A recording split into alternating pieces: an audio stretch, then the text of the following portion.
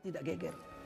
Ada namanya Arswendo Atmowiloto membuat satu majalah monitor, terkenal anak-anak muda beli. Saya juga ikut berlangganan itu. Tiba-tiba satu hari beliau buat polling. Ini dia tokoh paling populer se-Indonesia. Ini dia tokoh paling populer. Gitu ya kira-kira. Headline itu. Siapa paling populer? Yang nomor satu adalah Pak Harto. Nabi Muhammad nomor sekian. Nomor 11 atau nomor berapa?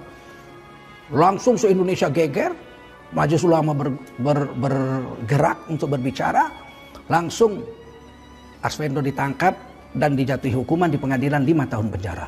Nggak main-main. Betul-betul itu musnah zaman Pak Harto, nggak ada lagi.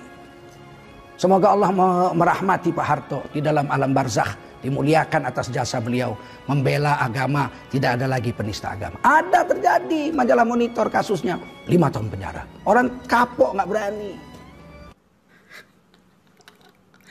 Bukan main-main, main yang bukan-bukan. Pak Tengku, kayaknya saya harus mengingatkan Anda banyak hal. Anda sepertinya melakukan plot twist yang kurang sempurna, Pak. Banyak yang mesti saya ingatkan kepada Anda tentang Pak Harto. Berbicara tentang penistaan agama dan sebagainya. Tentang Arswendo Atmowiloto yang menurut Anda dianggap sebagai prestasi Pak Harto karena dihukum 5 tahun. Yang pertama, Anda masih ingat tahun 95 ketika Harmoko menjadi Menteri Penerangan dan dia menjadi dalang. Lalu dia memplesetkan ghairil maghdubi waladdolan-dolan. Dihukum nggak sama Pak Harto? Umat Islam tahu siapa pemilik monitor. 30% dimiliki oleh Harmoko, 40% dimiliki oleh Gramedia Group. Ini bisnis besar, industri. Menteri Penerangan pula yang mempunyai sahamnya di situ sebagai komisaris utama. Ini juga Anda harus tahu. Itu tekanan publik. Pemerintah tidak punya pilihan untuk akhirnya melepas itu karena hukum.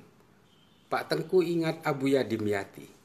Beliau adalah seorang tokoh karismatik dari Cidahu, Pandeglang. Beliau ini pada pemilu 1977 dipaksa oleh sebagian aparatur negara di Pandeglang untuk mendukung Golkar, tapi beliau tidak mau. Apa yang terjadi? Seorang ulama karismatik itu kemudian ditangkap 1 bulan sebelum pemilu. Lalu beliau dipenjara, diadili, divonis 6 bulan hanya untuk konsumsi. Anda pemuja Soeharto, saya ingatkan kejahatannya. Saya bukan berarti membenci Soeharto secara personal, tapi saya membenci rezimnya. Semoga dosa-dosa beliau diampuni oleh Allah. Dan juga amal-amal beliau semoga diterima oleh Allah. Pak Harto saya yakin selain dosanya juga punya amal baik. Beliau juga sempat membangun masjid di Bosnia. Saya tahu itu. Dan itu semoga menjadi amal dia. Selain kejahatan-kejahatan dia juga akan ada perhitungannya di yaumil. Bapak ingat SDSB? Itu di zaman siapa? Zaman Soeharto, Pak.